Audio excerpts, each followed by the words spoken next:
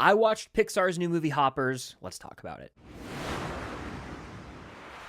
What's going on, guys? I'm Chris, and welcome back to another video. Today, I'm giving you my thoughts on Hoppers. Of course, this is the latest entry from Pixar. It's an original standalone movie, and they've often excelled with these ideas. But did this one deliver? I'm going to tell you what I thought here in a second. Before I do, hit that like button. Comment down below your thoughts on Hoppers. If you haven't seen it, are you going to go check it out in theaters or wait for streaming? And of course, subscribe and hit that notification bell to help reach my goal of 200,000 subscribers here on the channel. It means quite a bit. When it comes to Hoppers, I'll be honest, okay? Didn't watch the trailer, and if I did, I don't remember it. I kind of intentionally erased it from my brain. I was like, I'm going to go in as sort of dark as possible, as blind as I can to this movie. Like I'm Frank Costanza and Seinfeld out here avoiding spoilers. Hey, come on, I haven't seen it yet. It doesn't have anything to do with the plot. Still, I like to go in fresh. So I went in the dark. I had no idea how wacky this movie was going to get.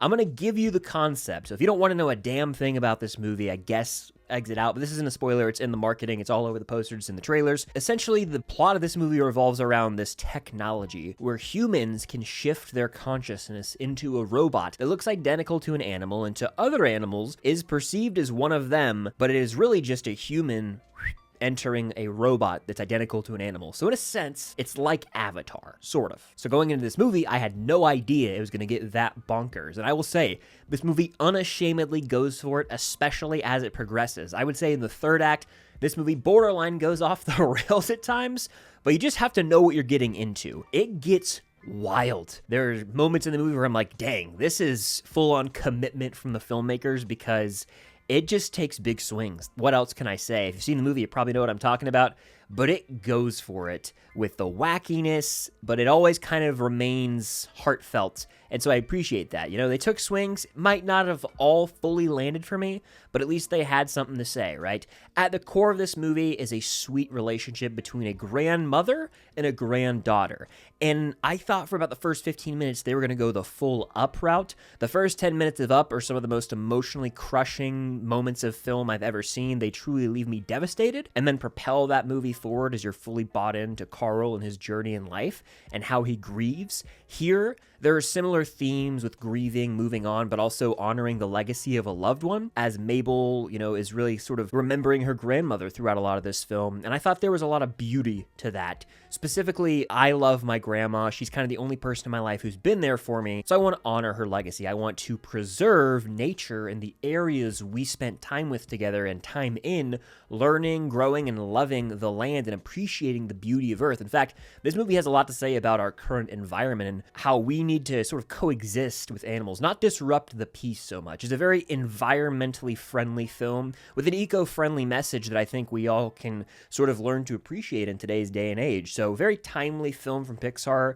that again tackles environmentalism, being one with nature, but kind of successfully blending those concepts with this idea of moving on in life while never forgetting the legacy of loved ones and continuing what they believed in, right? Continuing the legacy, the family name in a sense. So the movie has some pretty strong themes. It's also surprisingly very funny. I go into a Pixar movie or any kids movie and I'm like, there's probably going to be some dumb jokes that land for the younger audiences, but there are some here that are clever. A few like classic DreamWorks type jokes, they're going to go right over kids' heads, but are a little bit adult heavy, but no kid would pick up on it. You know what I'm saying? There are a couple like that where I was like, that was clever writing on them with like a play on words that would just shoot right over a kid's head. And then of course you just got the wild antics that you get into with this movie. As you can imagine, based on sort of what I pitched you earlier, there are human brains essentially running around inside robot animals. And the Mayor Jerry in this film, voiced by John Hamm, is like the bad guy, the front man for this operation to basically build a highway that's going to get rid of this pond in this area that our main character is trying to preserve, obviously. And so I can't even, like, I'm not going to say what happens in the third act, but it just goes for it, okay? There are some Pixar movies where I'm like, you guys went for it, turning red in the third act, you full sent on something pretty bonkers. This one, you did the same thing. And I didn't hate it, honestly, but even in like the late second act, there's a moment where it's just like the plot of this movie kind of turns into, we have to squish this person, which is essentially, let's kill this person. So it gets a little heavy at times. They don't, I guess, full send on it, on like the dramatic nature of it. But like part of the plot of this movie is we have to kill this person. It's nuts. So again, they embrace the wacky side of it for sure. It's not your typical Pixar movie in that sense. And because of that, I kind of admire the movie a little bit. It's not your dud, right? Some of these Pixar movies as of late to me have just been dull. They've been duds. I think Elio was highly forgettable. That came out last summer and I already forgot about it. And I haven't even been a fan of a lot of the recent standalone Pixar films. Like Luca didn't do much for me. Turning Red didn't do much for me. Onward was the last one where I was like, this moved me emotionally. Soul's one I have to revisit. I've seen it 2 or 3 times, but I can never like that movie as much as I want. I think I like the idea of the movie. Second act kind of goes a bit off the rails. Topic for another time. There's an eyelash in my eye, by the way.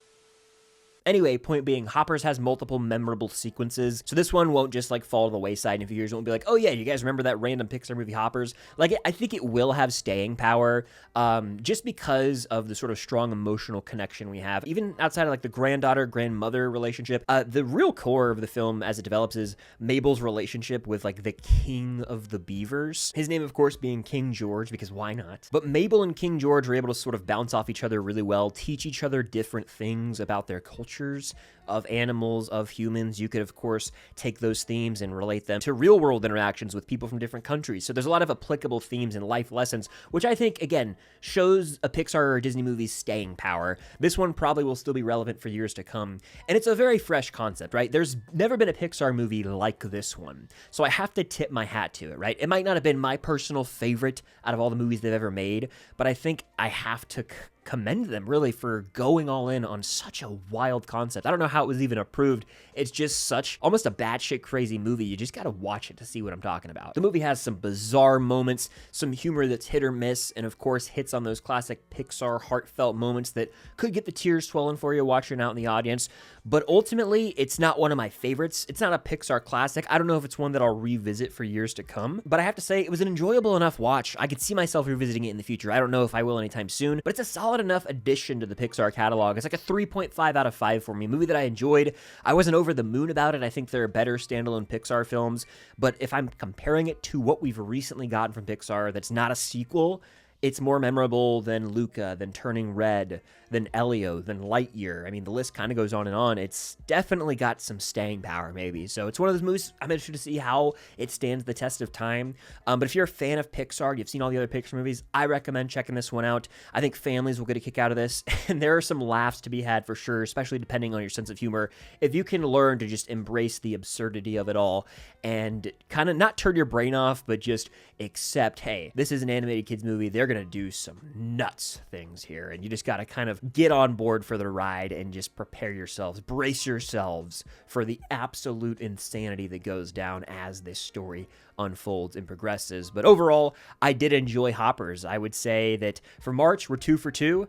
I've seen Hoppers, I've seen Project Hail Mary. I can't review it yet, but when I can, you won't want to miss that one. So definitely worth at least the one-time watch, and I had a good time with it. But what did you guys think of Hoppers if you've seen it? Let me know down below. Hit that like button, subscribe, and hit that notification bell, and be on the lookout for more videos coming very soon. But thank you guys, as always, for watching, and until next time, I'll see you guys later.